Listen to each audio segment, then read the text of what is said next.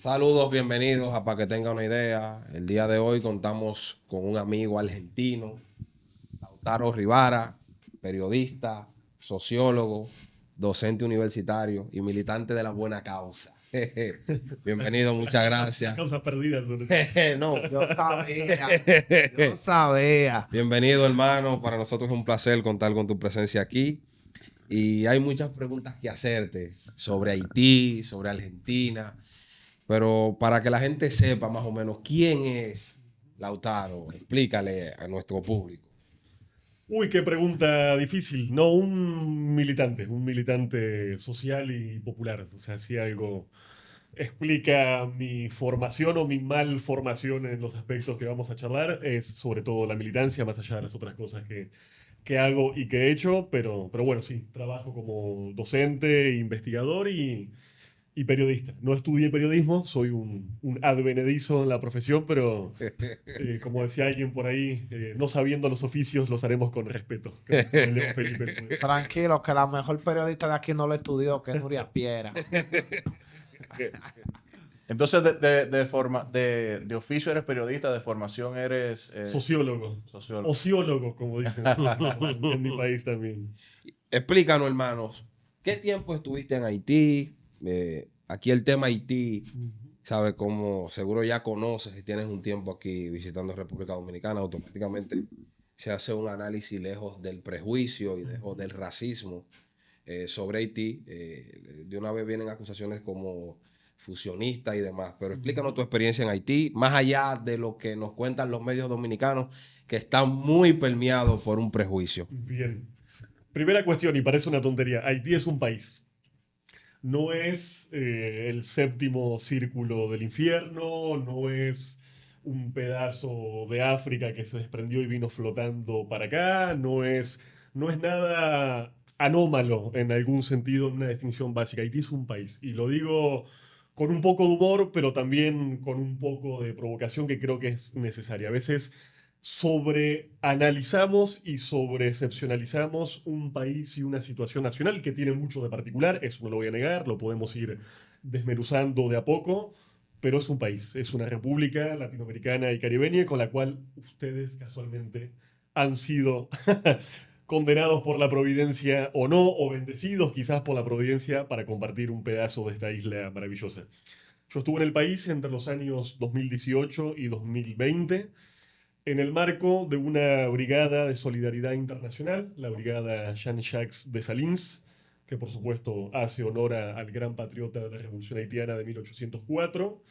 Una brigada compuesta y conformada por originalmente los movimientos de la Vía Campesina Internacional, de la CLOC puntualmente, su regional de América Latina y el Caribe, en un contexto complejo en el país que fue básicamente el del post-terremoto, donde ustedes muy bien saben, la situación realmente social y humanitaria era absolutamente crítica.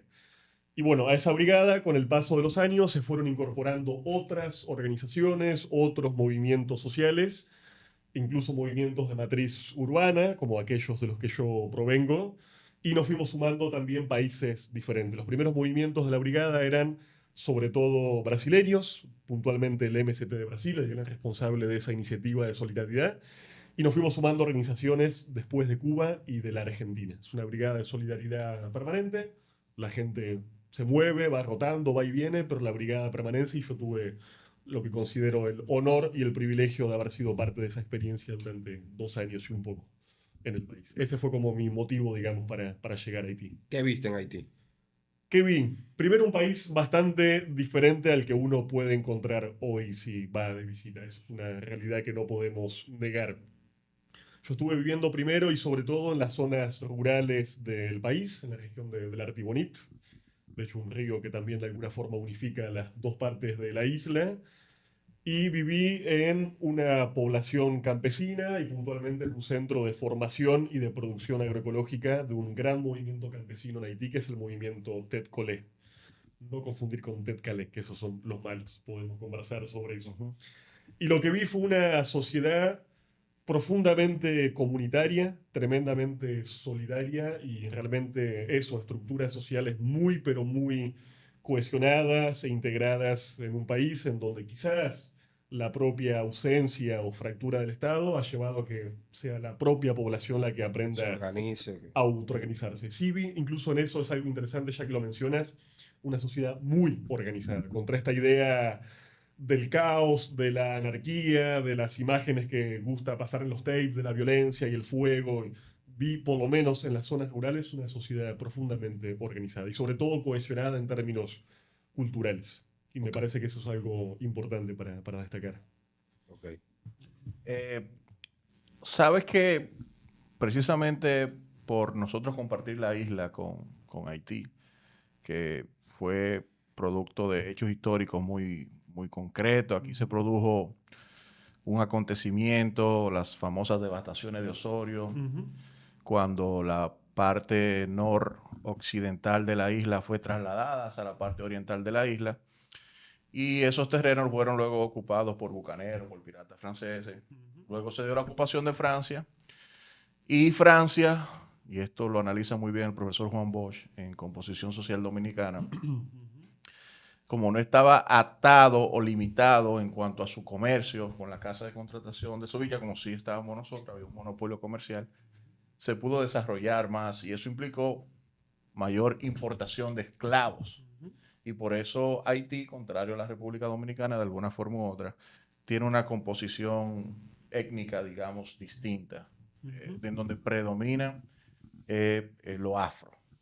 Eso ha llevado a que en la República Dominicana se levanten serios prejuicios con relación a Haití y su cultura. Entonces, por ejemplo, por citar algunos para que vayamos despejando los temas, se tiene la idea del haitiano como un ser incivilizado que practica hábitos religiosos que no se corresponden con lo que sería, digamos, una religión civilizatoria como la religión cristiana.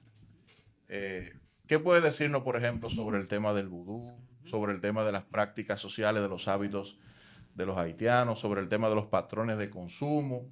Hay mucho prejuicio también por el tema de la deforestación, etcétera. Bien, a ver, ahí de a poquito. Me parece una introducción muy interesante la que haces en términos históricos y pensar esto de la composición social, ¿no? O de la formación nacional, como diríamos con otra terminología desde otras vertientes. De hecho, ese libro de Juan Bosch lo leí, es absolutamente espectacular. Yo, para ahí, primero marcar una cuestión, digamos, que es también relativizar las particularidades de Haití. Efectivamente, Haití tiene una historia colonial diferente, pero tampoco es puntual de Haití. El propio Caribe y el propio Juan Bosch estudió justamente la diversidad y simultaneidad de proyectos coloniales en el Caribe. E incluso territorios y islas donde los proyectos coloniales se fueron sucediendo. En algún momento estuvieron españoles, después franceses, después ingleses, después holandeses. Digo, eso es una característica del conjunto del Caribe, no solamente de la porción haitiana de la isla, la española. Sobre el tema de la composición étnica, efectivamente hay que pensar en ese sentido que Francia era una colonia mucho más avanzada en términos moderno-coloniales, digamos. De hecho, hay crónicas de época muy interesantes cuando se produce la ocupación o la anexión, la invasión, el concepto que queramos utilizar, de algunos sectores incluso ricos, propietarios y esclavistas del lado español de la isla, que reciben a los haitianos con alegría y con jolgorio. Uno podría decir, bueno, sería natural que los esclavos recibieran así a tropas que venían justamente de liberar a las personas del yugo de la plantación, pero también algunos propietarios ricos reciben con beneplácito eso. Esa es una gran discusión histórica aquí. Absolutamente. Si fue ocupación o llamamiento. Exacto. Pero vamos a dejar eso en suspenso. A lo que voy es, había una conciencia muy clara de que el desarrollo y el progreso estaba del lado francés de la isla, que después pasó a ser el lado haitiano. Claro, desarrollo y progreso que tuvo un costo humano que no podríamos cuantificar. O sea, ese progreso fue a cambio de una clase trabajadora esclavizada cuyo promedio de vida era de apenas 7 años. Eso vivía un esclavo, una esclava en la plantación francesa en la colonia de Saint-Domingue. Y sin embargo, hay que decir que la composición social del conjunto de la isla no siempre estuvo marcada por esa línea fronteriza tan clara. O sea, los propios acontecimientos post-revolucionarios, la propia dificultad y conflictividad a la hora de demarcar incluso el trazado de la propia frontera, hacen que esa idea de un Haití negro y una República Dominicana blanco-española o taína en sus características morenas sea bastante discutible, digamos. Primero porque la isla, mal que le pese a algunos nacionalistas con Z, es una unidad geográfica y territorial. Eso no lo definimos nosotros. Eso no es culpa ni de dominicanos ni de haitianos. Eso lo definió Dios. La isla existe como una totalidad. Y siempre hubo migración, siempre hubo movimiento, siempre hubo proyectos coloniales en pugna y hubo personas de un lado combatiendo en el otro de la isla y viceversa. Entonces, yo creo que lo que nos sirve en un sentido Haití, antes de entrar a desmitificar la cuestión Haití, es desmitificar también la cuestión dominicana. Yo sigo escuchando y tengo por estas horas miles de bots atacándome en las redes sociales, negando, por ejemplo, el hecho de que en la República Dominicana o en la antigua colonia española de Santo Domingo haya habido plantación y esclavitud. Claro.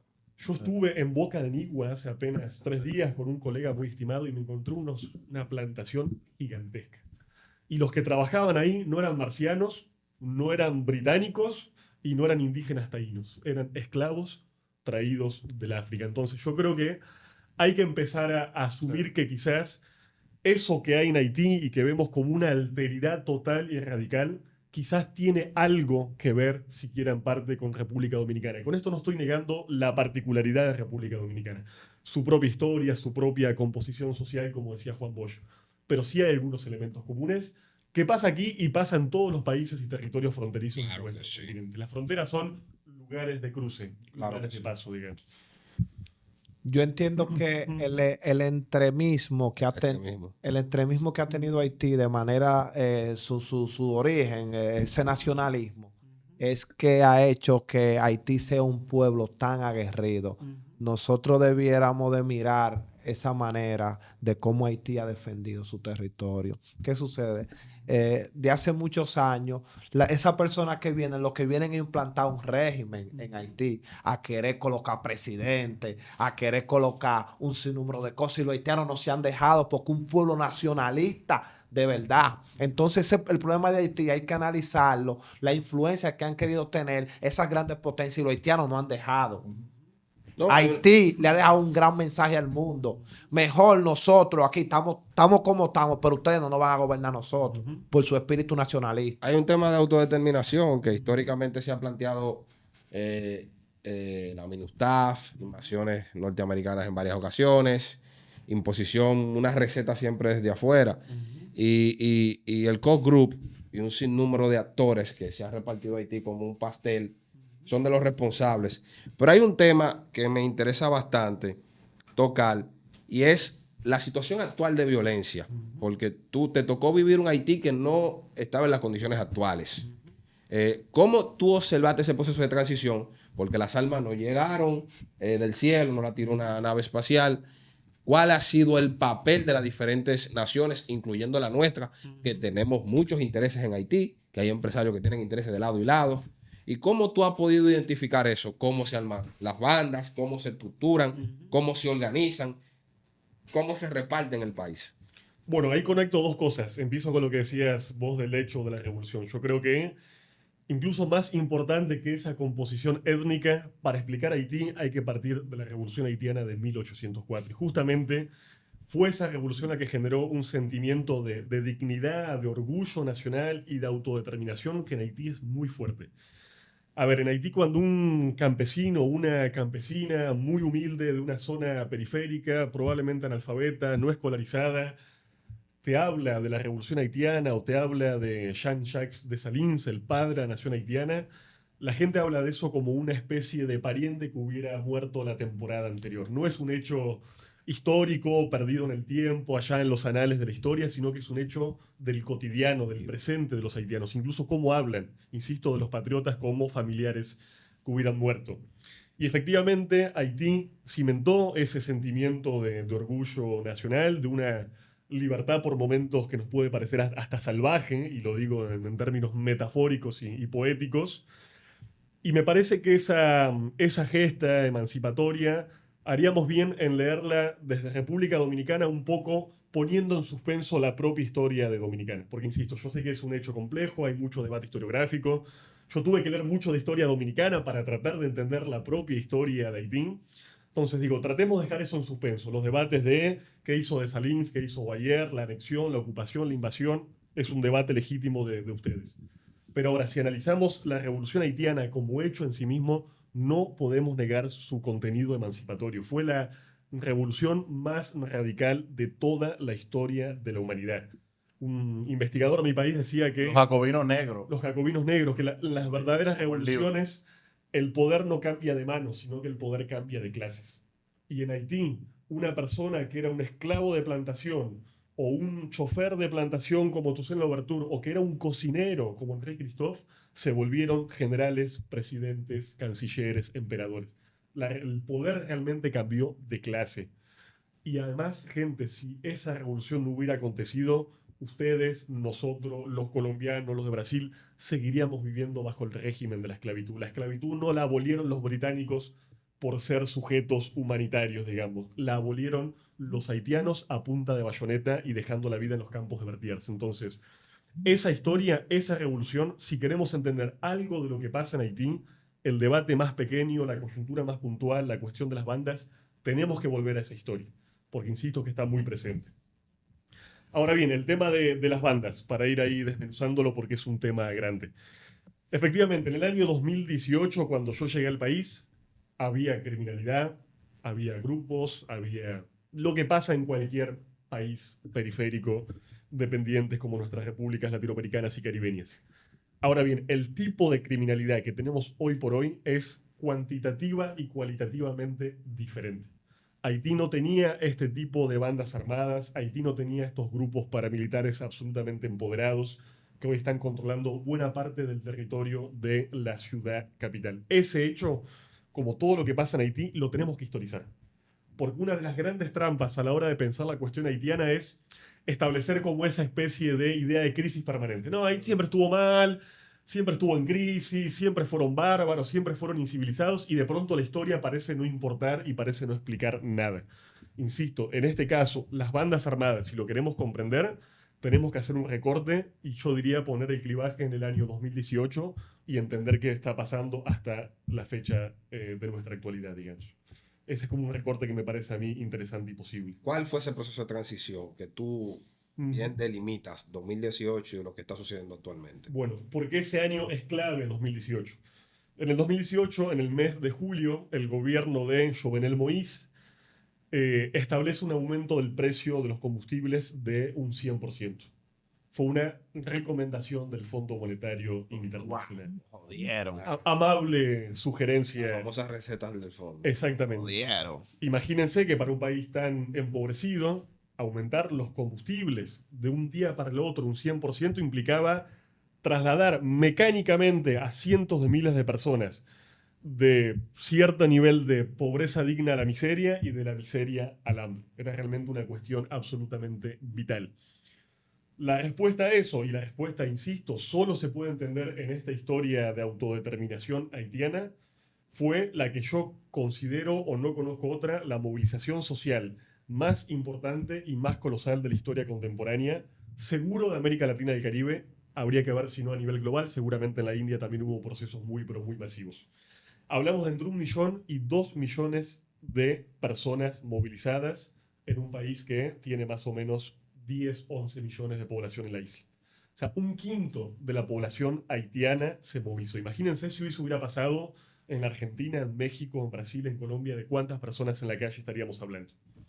Ahora, sintomáticamente, ese hecho colosal no fue ni siquiera noticia, no fue etapa de diarios, no mereció mayores análisis. Y la población haitiana se movilizó no 1, 2 ni 5 veces, se movilizó prácticamente todas las semanas en un ciclo que por lo menos llegó hasta febrero del año 2019.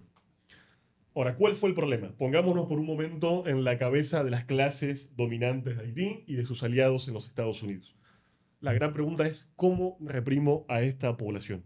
Que salía a la calle por oleadas, que atacaba los cuarteles de la policía, que quería ir a buscar al presidente, que tomaba los espacios públicos, que tenía además un contenido claramente antineoliberal en lo económico y cada vez más claramente anti-norteamericano en lo político, porque los haitianos son muy conscientes de la gravitación de Estados Unidos en el país. La pregunta de la clase dominante fue, ¿cómo logro reprimir y desmovilizar a toda esta gente? Plan 1, Policía Nacional, el único cuerpo de seguridad del país. Tenían más o menos 7.000 efectivos en ese momento. 7.000 efectivos para reprimir a 1 millón de personas. Las cuentas no dan. Plan 2, uno hubiera dicho Fuerzas Armadas. Ustedes saben muy bien que Haití no tiene Fuerzas Armadas desde que fueron licenciadas en el año 96 por Jean-Bertrand Aristide. Plan 3, y es el plan típico. Bueno, llamemos una misión internacional de ocupación que tercerice y transnacionalice la función represiva.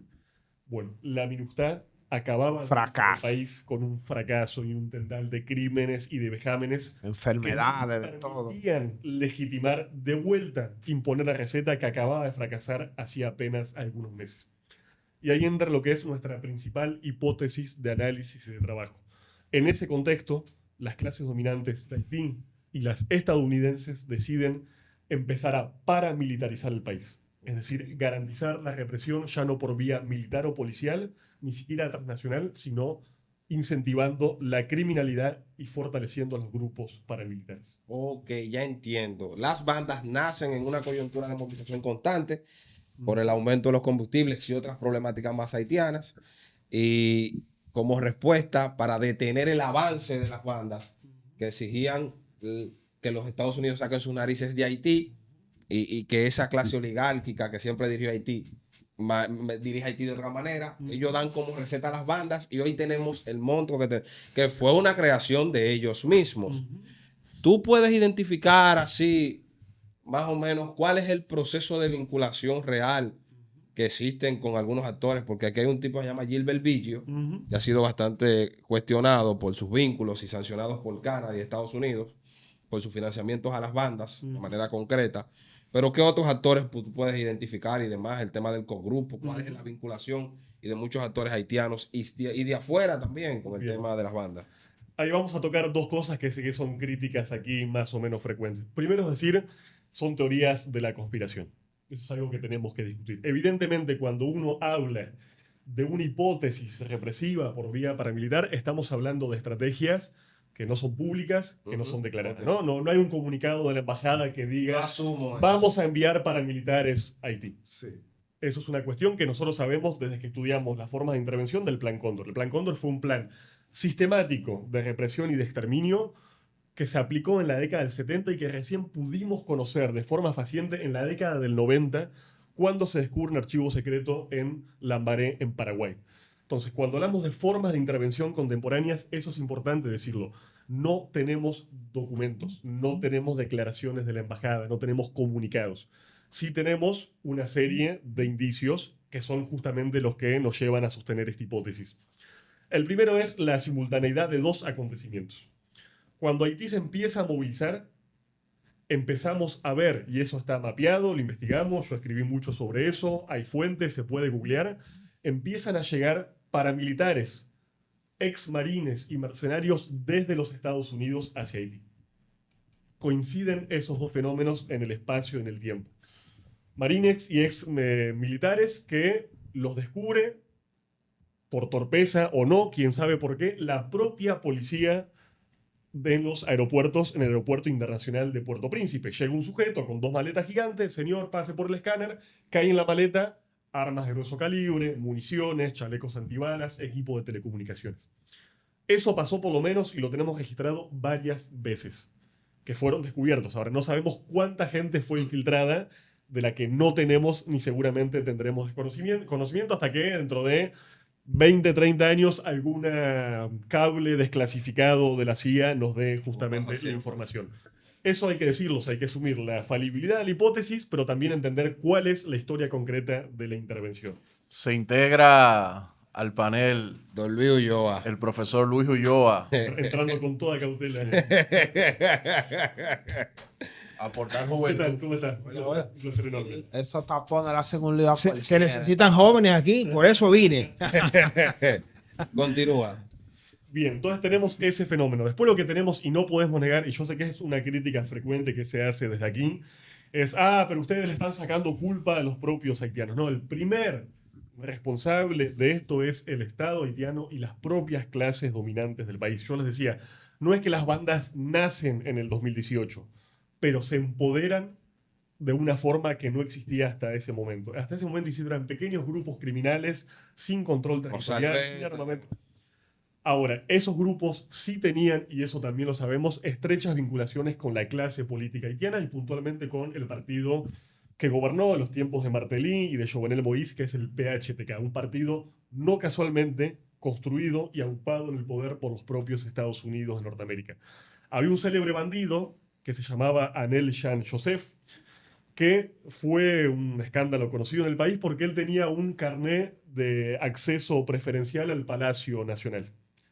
O sea, el que en ese momento era el principal líder pandillero del país, iba al Palacio Nacional y se reunía una vez por semana con los senadores del partido de gobierno. Entonces, no estamos en este caso negando ni exculpando un fenómeno obvio que es esas bandas también fueron fomentadas por diferentes fracciones de las clases dominantes del país para de alguna forma hacer su propio juego político. Pero lo que pasa desde el 2018 tiene otro tipo de condimento y otro tipo de injerencias internacionales.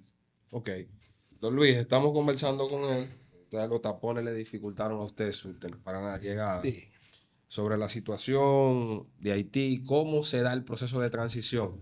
Yo quería hacerle una pregunta a partir de su experiencia, porque aquí nosotros conocemos cuál ha sido lamentablemente el pensamiento que al menos en el debate público ha predominado con relación a Haití en los últimos años, pero nosotros no conocemos qué se piensa allá de nosotros como República Dominicana. Y quería tal vez que nos hablara un poco de cuáles son los imaginarios, las percepciones. ¿Cómo nos ven?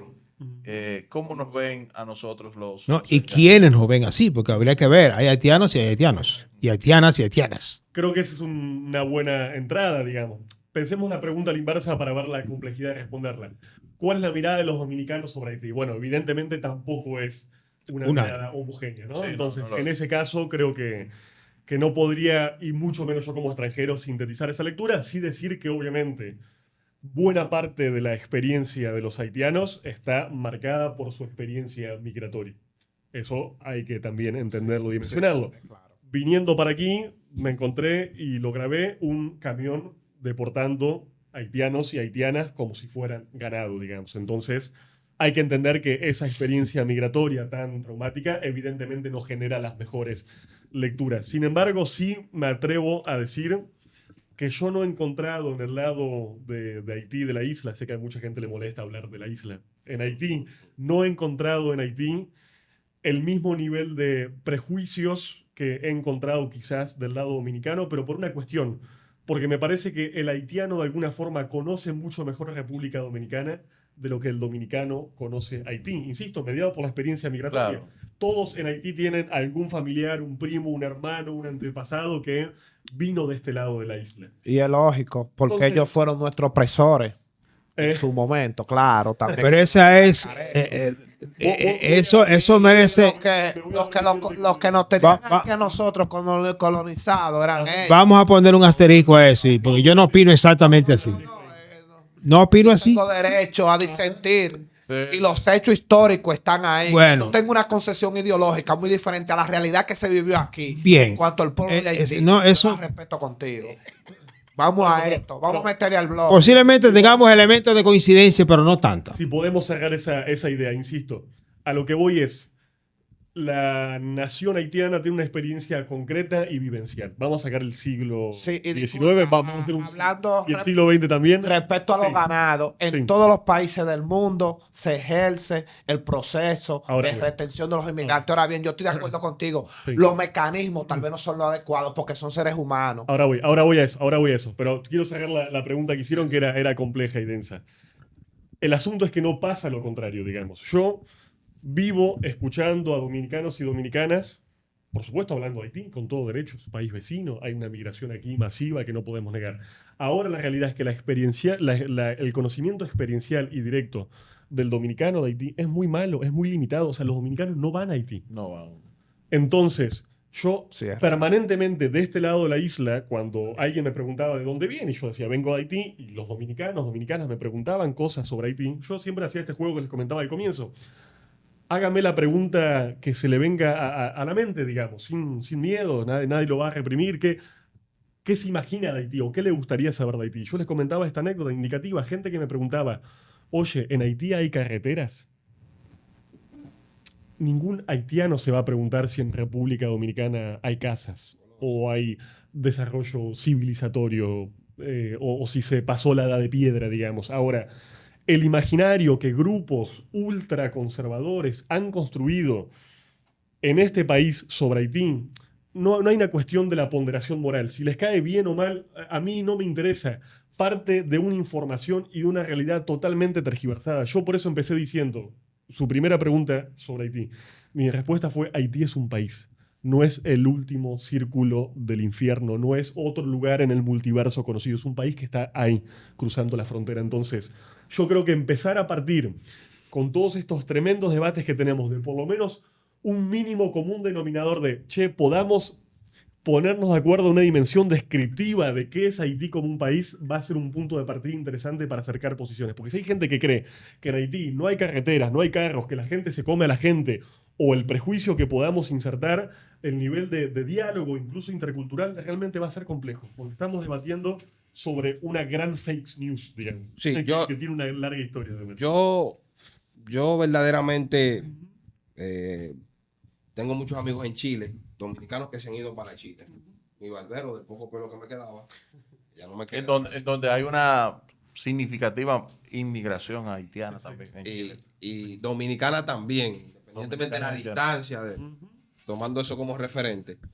Y yo vi un reportaje de un canal de televisión chileno, cómo hablaban de una colonia de dominicanos que hay allá en Chile, cómo con su alegría. Y yo le presentaba eso a unos amigos como ejemplo. Le dije, ¿tú te imaginas a Julio Martínez Pozo presentando ese rubio de 6'7", ojos azules y que se peina con la mano, hablando de esa manera sobre algún lugar de la República Dominicana donde los haitianos vivan y que tengan como objetivo trabajar para mandarle recursos a sus familiares para mejorar sus condiciones económicas? Aquí hay un doble discurso. Aquí se aplaude que el dominicano se vaya por la selva, cruce Estados Unidos, pase México, llegue a Estados Unidos, se vaya a donde... Aquí hay pocos lugares del mundo donde no exista por lo menos un dominicano, guardando la distancia. Y el dominicano celebra eso como un logro. Y aquí hay un discurso. Y van a venir los bots, porque vienen para acá también. Y profesores en la universidad que tienen un discurso, que llevan a los bichos y hacen de todo. ¿Cómo? ¿En la UAS? Sí, pero es una discusión. No, perdón. Bueno, la escuela de historia, donde yo tengo muchos amigos, de la UAS, está llena de antihaitianos. Te lo digo yo. Y de racistas. Yo no sé si racistas, pero antihaitianos. Sí, pero y yo los conozco. Y algunos son muy buenos, incluso como historiadores. Incluso algunos son progres. Está bien, todo eso. Pero yo tengo, porque no lo estamos casi dejando hablar. Yo creo que él tiene mucho que decir, pero mira, yo no sé si tú... no, mira, no, escúchame. Me parece que es importante. Yo eso lo digo. Pensé que había terminado. Porque hay un discurso y la dinámica cotidiana, te lo puedo poner como ejemplo, tú no te encuentras en el país con un gran nivel de conflicto entre dominicanos y haitianos en el día a día. Aparte del discurso que hay a través de los medios de comunicación, que es dirigido y ha sido históricamente utilizado por los diferentes gobiernos para algún momento de crisis, como se hace en otros países, señalar y culpar la desgracia haitiana como la responsable de los problemas que nosotros tenemos. Pero yo siempre pongo este ejemplo y se lo dije a un profesor que se incomodó conmigo. Yo le dije a él en una ocasión, supongamos que tú tienes una varita mágica o en los anillos de Thanos y tú haces así y sacas todos los haitianos de la República Dominicana. Yo quiero que tú me digas cuál problema que nosotros tenemos 60 años padeciendo se resuelve con eso. Se agravarían muchos. La agricultura y la construcción, por ejemplo, y el turismo se agravarían. Hago ese comentario porque no defienden nada. Y por último voy a decir lo siguiente. Mira, aquí se viene dando una situación de la crítica. Yo estoy esperando que hagan una convocatoria para Interior y Policía o para el Palacio de la Policía para acusar de traidores y de quemarlo, como anda la antigua orden, un grupo organizados que no se puede protestar contra las cosas que ellos defienden, y hagan una protesta por la vinculación de altos mandos policiales de nuestro país y la responsabilidad que tienen de fomentar el caos en Haití, llevando municiones, que solamente plantearon 2 o 3 coroneles, que ahí debe de haber general y alto funcionario del gobierno. Entonces eso sería interesante. Esa es la intervención que yo quería hacer sobre el particular. No, y yo agregar algo de manera responsable. Aquí, desde hace ya bastante tiempo, se resalta el gasto, por ejemplo, en salud y en educación, en que supuestamente incurre el Estado Dominicano para otorgar servicios a los descendientes de inmigrantes haitianos y a los inmigrantes haitianos. Y nunca, cuando se menciona eso, se pone la otra cara de la moneda. El aporte al Producto Interno Bruto. No se analiza en términos concretos, con rigor, cuál es el aporte, no solo actual, sino histórico, que la inmigración haitiana ha dado a la producción en la República Dominicana desde el momento en que la industria azucarera era la principal industria del país, que fue cuando empezó a masificarse la inmigración haitiana en la República Dominicana, hasta ahora, en donde hay sectores de la economía que, independientemente de los discursos que se tengan, de las razones que se arguyan, son sectores que no pueden desarrollarse o que no han podido desarrollarse si no es sobre la base de la sangre y el sudor de los inmigrantes haitianos. Entonces hay un discurso realmente de... Y el Estado ha sido muy irresponsable. Yo pienso que se tiene que armar una especie de regulación de los haitianos. En eso no hay discusión. Yo quiero que hable porque... Bueno, no. Regularizar. Es válida la posición de Padilla. Regularizar, sí. Sí, porque lo que está diciendo es un asunto de regularización. No, y realmente, Es que la gente confunde regularización con nacionalización. Da porque vergüenza. se le va a dar nacionalidad, la gente no sabe. Yo a veces me pregunto, ¿y dónde están los sectores? No sé ni cómo llamarlo. La gente le dice progresista en la República Dominicana. Da vergüenza que Hipólito Mejía Fue coherente. se ha pronunciado respecto de la regularización de los trabajadores inmigrantes haitianos en la agricultura y en la construcción. Y Él sabe por qué lo dice. Él sabe por qué lo hace.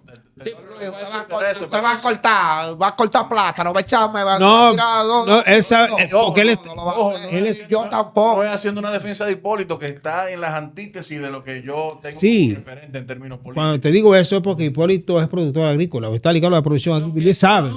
Y él conoce esto. Conoce, sí. Mira, yo lamento porque yo quiero escucharte más a ti que a estos. Estoy hastiado ya de oír a esta gente, pero no, mentira. Mira, yo no sé, vamos para allá.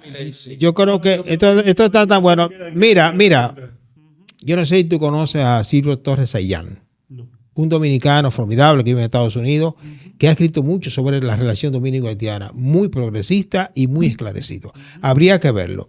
Y eso tiene una tesis que a mí me parece interesante, y es que no es República Dominicana nada más. Occidente siente una repulsa contra Haití porque no le perdona la independencia haitiana. Y la rebelión de los negros. Sí, el primer pueblo. Contra la esclavitud. No se lo ha perdonado ni Francia ni nadie. Ellos hablarán, pero ninguno, por tanto, tiene ningún interés en que allí haya solución de nada. Y ahí sí voy a meter un elemento que puede, digamos, coincidir con los nacionalistas dominicanos.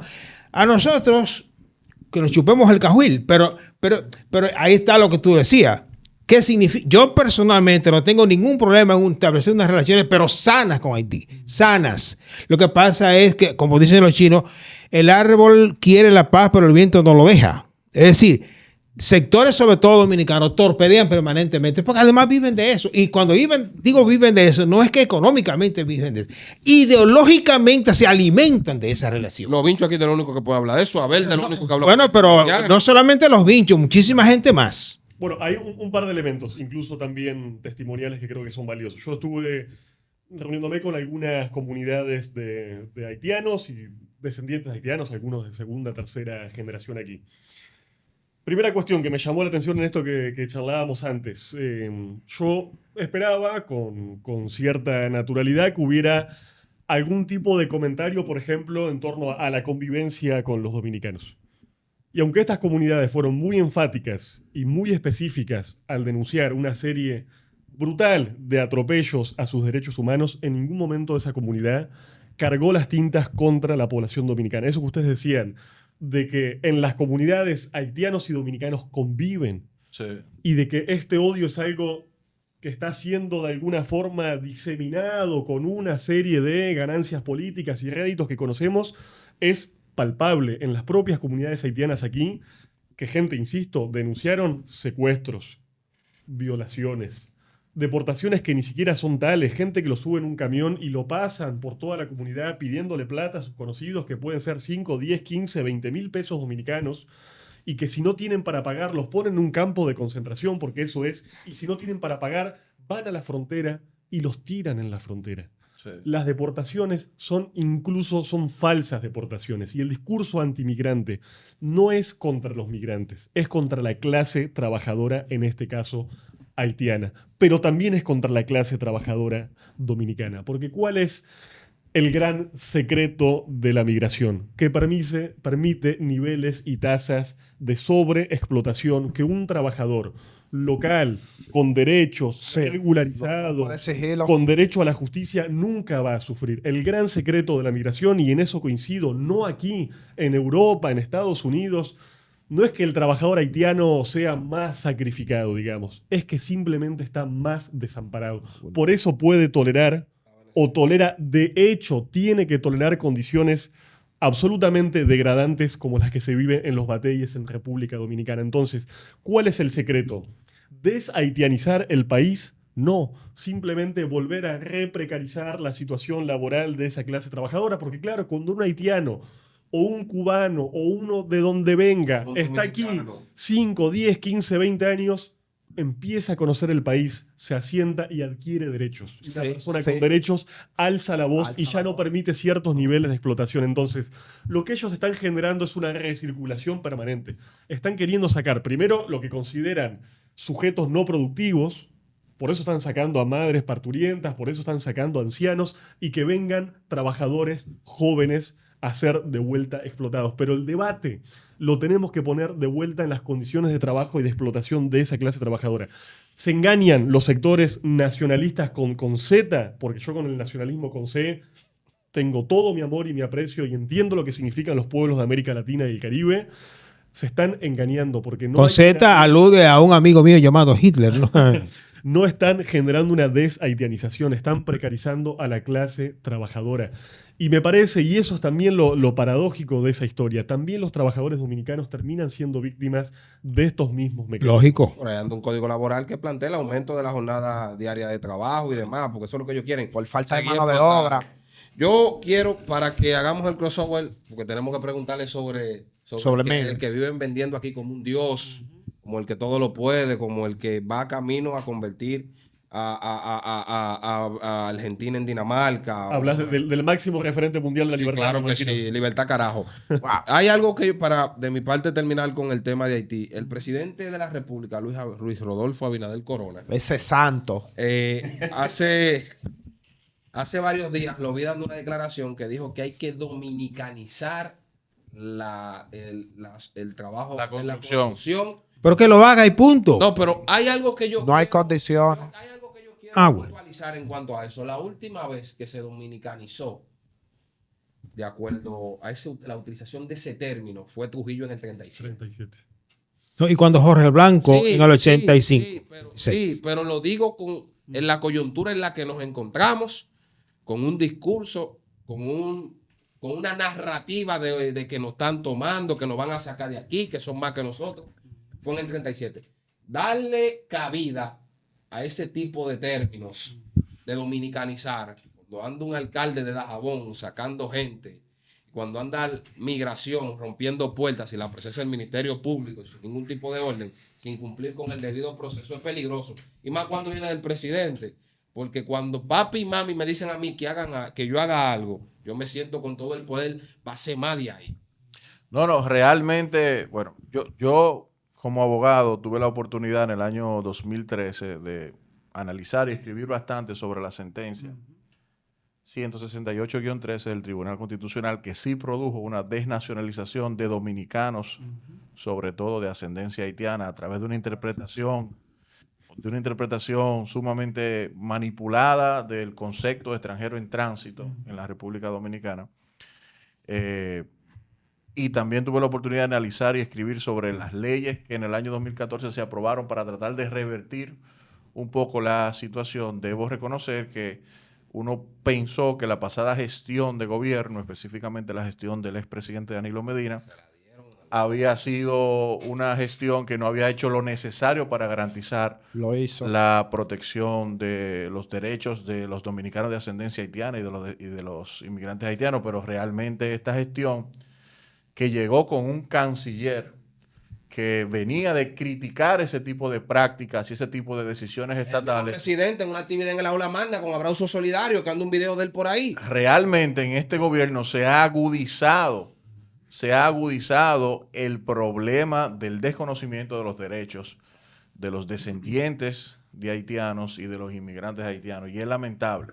Lo que antes yo critiqué, la ley famosa 169-14, que otorgaba la nacionalidad por error, por decir, bueno, lo inscribimos por error, ya el Estado no puede echarse para atrás, hay que reconocerla. Y yo la critiqué por ser una medida que no garantizaba de manera efectiva la protección de todos los afectados. Hoy, esa ley sería impensable en este contexto actual. O sea, que hemos retrocedido en lo que respecta a... Ahí yo agrego un condimento, digamos, que me parece que tiene que ver con volver al debate migrante en general, a la cuestión migrante. Yo creo que en este contexto, con, por ejemplo, un Donald Trump de vuelta llegando a la Casa Blanca con una retórica tan inflamada contra los migrantes, contra los latinos, contra los caribeños, abonar a ese discurso antimigrante es muy peligroso para nosotros mismos. Nos estamos disparando en el pie. Los dominicanos y las dominicanas también son sujetos precarios en los Estados Unidos. Con ese secretario de Estado que viene ahora. Tenemos cientos de miles de migrantes latinos Marco también Rubio. en situación migratoria irregular. Las personas que ustedes mencionaban que están hoy jugándose la vida en una patera, creo que le dicen una yola aquí, o atravesando el tapón del Darién, están llegando ilegales a los Estados Unidos. Y ese fue el debate que el otro día teníamos en la televisión pública.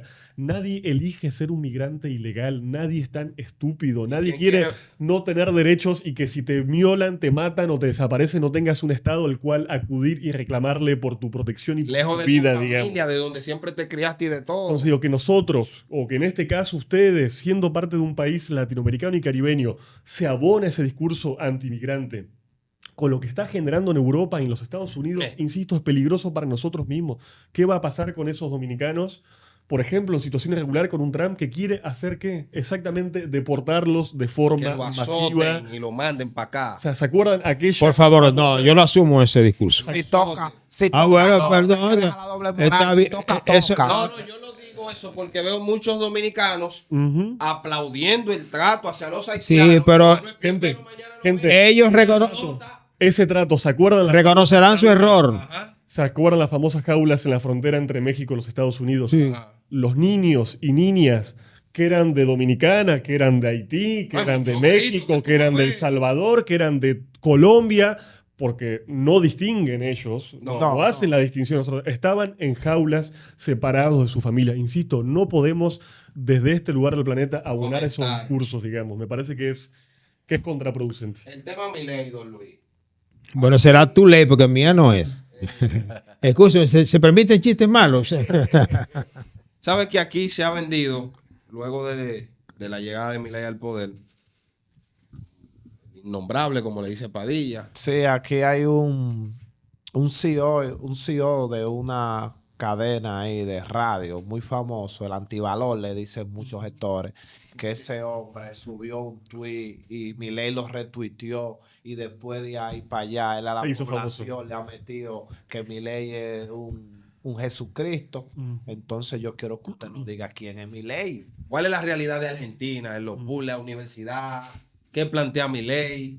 ¿Qué había que no hay? Se habla de que ha habido, por ejemplo, de las cosas que ellos venden ahora, que ha habido una reducción De inflación. de la inflación, De etc. estabilidad económica, que antes los argentinos estaban pasando hambre de manera abusiva y ahora andan flotando. No, ahora Bueno, aquí hay un economista muy conocido que escribe en el Caribe. Menciona el nombre, tú siempre tienes algo en común. No, porque la gente sabe. Sí, el nombre. No, ya sabe. porque Nosotros si no mencionamos al innombrable para no darle fama, porque nosotros no podemos caer en Es eso. un economista muy conocido, formado, graduado de la Universidad de Columbia. Y él ha escrito una serie de artículos elogiando el supuesto ajuste fiscal que ha hecho Milei, brutal, un choque prácticamente, que supuestamente ha llevado a que Argentina haya pasado de un déficit a un superávit en poco tiempo. Y no puede hablar de eso, de la inflación, etc. Bien. A ver, ¿quién es Milei? Milei es quizás el único outsider real en la política de la extrema derecha latinoamericana y caribeña. Eso es una cuestión que tenemos que reconocer, ¿no? Cuando tanto líder de derecha dice, no, yo no vengo de la política. Me acuerdo de Bolsonaro. Bolsonaro decía que él no venía de la política. Pero estuvo 35 años durmiendo la siesta en el Congreso brasileño, digamos, pero no venía de la política. Bueno, Milei sí es efectivamente una persona que no viene de las élites ni económicas, ni intelectuales, ni tampoco políticas del país, lo cual sin duda, además de su peculiar psicología, lo voy a decir con toda amabilidad, y su innegable carisma, en su versión negativa, pero tiene su forma de carisma, Sí, no. logró empatizar con sectores de la sociedad realmente muy golpeados y castigados por efectivamente políticas económicas malas y momentos muy, muy malos como los que ha vivido mi país en los últimos años.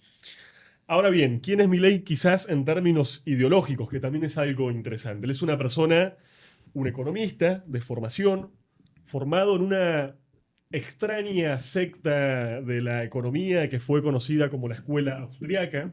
Sí. Y digo secta no desde mi propia... marginalismo. La propia derecha económica, la propia escuela neoclásica, siempre consideró a los austriacos una especie de secta absolutamente marginal y despreciable. De hecho, en los propios orígenes de aquella escuela, con Karl Menger, sus rivales en Alemania le apodaron la escuela abstracta. ¿Abstracta por qué? Porque vive en una especie de mundo ideal, de números, de fórmulas. Si lo han escuchado a Milei, él suele hablar, ¿no? de lo hermoso de tal número, de tal fórmula. Su concepción de la economía es una economía sin alma, es una economía sin gente, es una economía sin política, sin proceso social de ningún tipo. Y además él está muy influenciado por otra escuela, que es la de los llamados libertarios de los Estados Unidos. De ahí viene esa apropiación conservadora del concepto de libertario. Rothbard. Exactamente, la figura también bastante apasionante, si uno lo quiere leer en términos incluso literarios, de Murray Rothbard, una persona que tuvo, en el caso de los Estados Unidos, un poco la virtud de combinar estos elementos y esta concepción economicista tan fuerte de los austríacos con los viejos valores conservadores de lo que se conoce como la alt-right en los Estados Unidos. Es decir, de hacer esa especie de síntesis nueva entre un liberalismo económico sumamente extremo y también un conservadurismo social muy, pero muy fuerte. Ahora, ¿cuál es la paradoja? Los libertarios fueron fundados, el Partido Libertario, en la década del 70 en los Estados Unidos. Y se han presentado prácticamente en todas las elecciones hasta la fecha, obteniendo cada vez 0, 1 punto, 1 punto y medio, 0 punto, medio punto. La gran paradoja, o nuestra gran pregunta es, ¿por qué los libertarios de Argentina, en aquel lugar tan lejano que seguramente Rothbard ni habría logrado ubicar en un mapa, tuvieron tal éxito político y electoral? Bueno, insisto, lo tuvieron, creo, por esas virtudes, por no venir de esta clase política. Ustedes saben que Milei habla mucho de la casta, de la casta política. Yo creo que esa fue una concepción y esta estrategia que fue muy redituable en términos electorales. De hecho, la misma idea de la casta la ha utilizado, por ejemplo, en Europa la izquierda, pero también la derecha, porque antes la había usado el movimiento social italiano en Italia. Y también, creo yo, la principal variable explicativa tiene que buscarse en la economía y sobre todo en la gran promesa de Milei de acabar con la inflación. Tienen que entender que Argentina bueno, incluso en la actualidad, nosotros tenemos en apenas algunas semanas la inflación que seguramente República Dominicana tiene, por ejemplo, en todo un año. Y que esa inflación generó un nivel no solamente de empobrecimiento material objetivo, sino de alienación colectiva, de zozobra, o sea, de no saber cuando uno va al supermercado cuánto cuesta un litro de leche o un kilo de pan.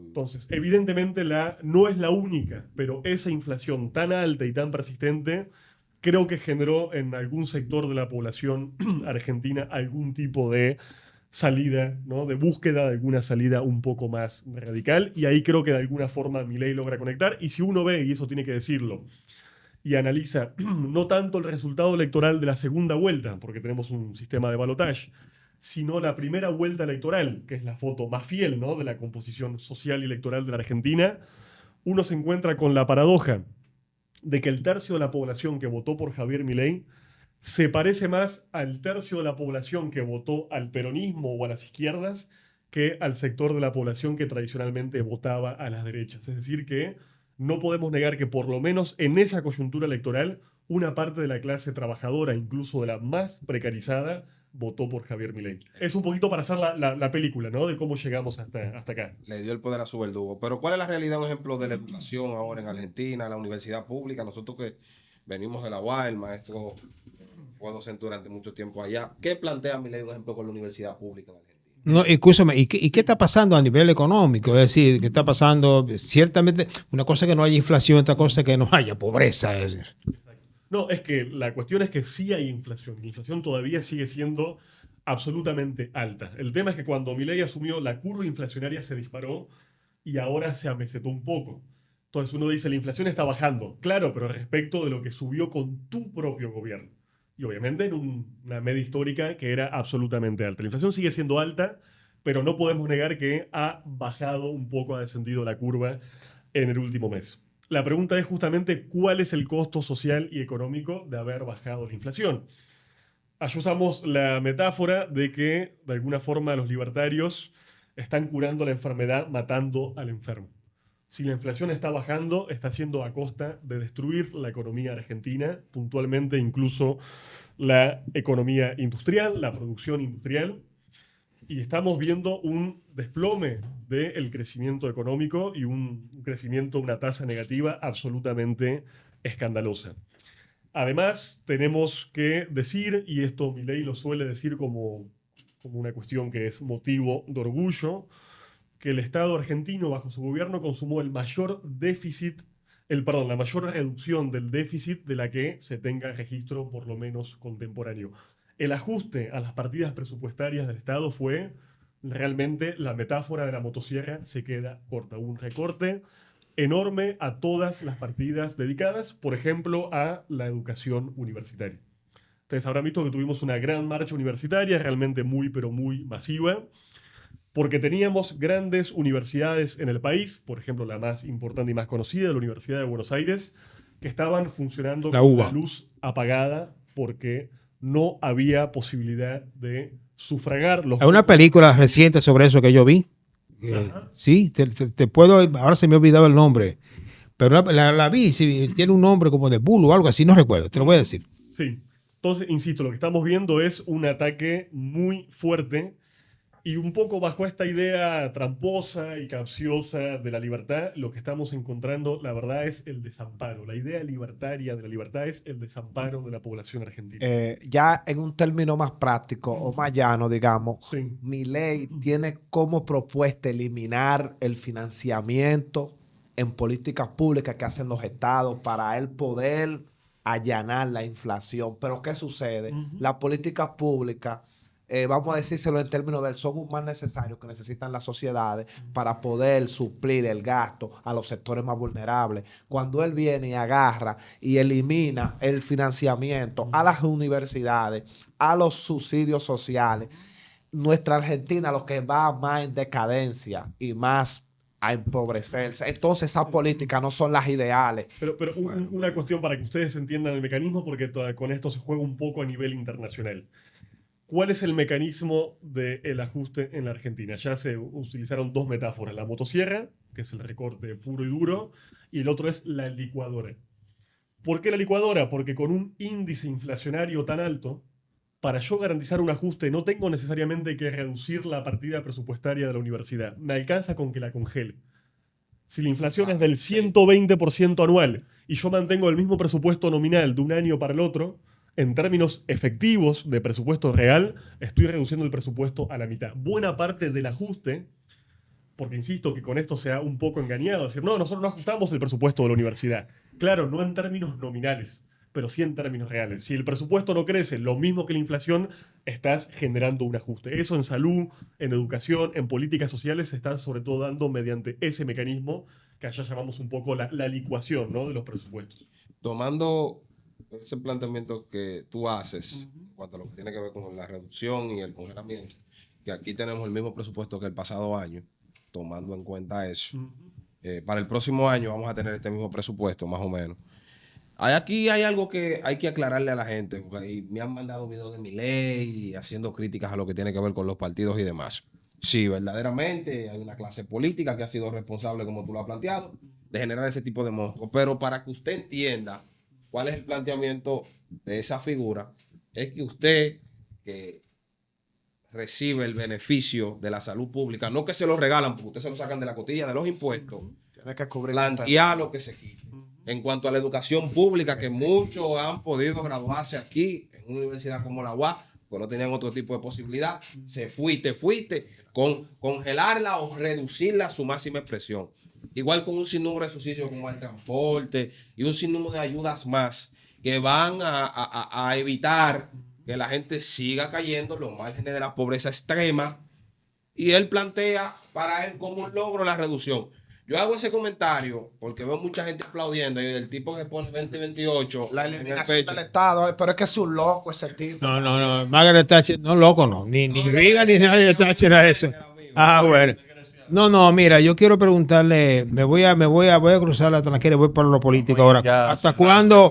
¿Qué nivel está la popularidad del gobierno? Bueno, es difícil medir. Yo, como ociólogo de profesión, como sociólogo de formación, soy muy cauto con el tema de las mediciones que buscan captar en una foto algo tan complejo como un humor social o la ponderación de un gobierno. Entonces, yo siempre en general las tomo con pinzas. A ver, hay un desgaste de su imagen. Hay un desgaste de su imagen que por otro lado es natural. Todo presidente, presidenta que llega al poder llega con un nivel de aprobación o cierto entusiasmo o expectativa y la propia realidad se encarga de generar algún tipo de no sé, de desgaste. De desgaste de esta expectativa. Ahora sí, podríamos decir que quizás el desgaste no es tan rápido o acelerado como uno podría haber imaginado en virtud justamente de este escenario, ¿no? De indicadores de pobreza que está escalando de manera trepidante, de miseria, de hambre creciendo en las barriadas, incluso una serie de factores que no son estrictamente económicos, que tienen que ver, por ejemplo, con el crecimiento de la violencia vinculada a una sociedad que se está desintegrando y pauperizando de una forma muy acelerada. Entonces, ahí me parece que hay un elemento interesante para entender la cuestión de Milei y su gobierno.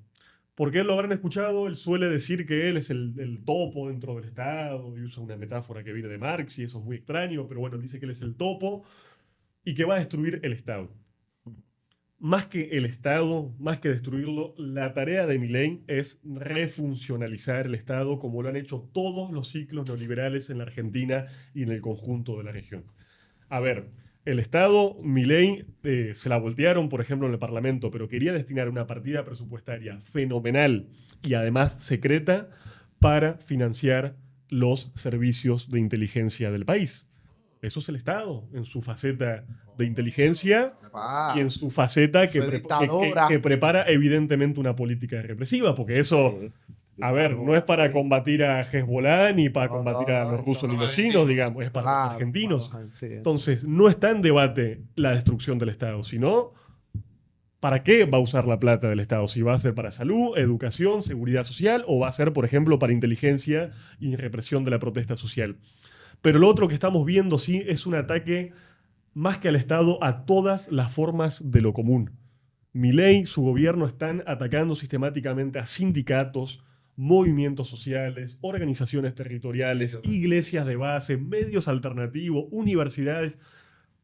Y tiene que ver con esa concepción, insisto, tan radical que viene incluso de la economía austríaca, que considera que la sociedad no existe, como decía Margaret Thatcher. Sí, real. La sociedad no existe, somos un grupo de átomos, de individuos que flotan, oprimidos por Pues una Macy- especie de leviatán. O sea, están bajo esa concepción profundamente reaccionaria, destruyendo todas las formas de organización y comunidad humana. Y eso es una utopía tan, pero tan peligrosa y tan, pero tan reaccionaria, que me parece que, bueno, tratar de detenerla sería un humilde servicio a la humanidad, porque yo entiendo lo que ustedes decían, que además se está vendiendo como un modelo en este país y me parece que incluso en otros países también. Copiable. Señores, de mi Bueno, parte, yo no. creo que ha sido bastante sustanciosa la jornada de hoy con Lautaro.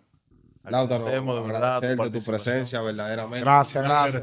Para la próxima- Sigo haciendo amigos, ahora voy a ver. Sí, no, prepárate, que ahora ellos vienen por ti, pero nosotros estamos aquí para apoyarte y Perfecto. acompañarte. Bueno.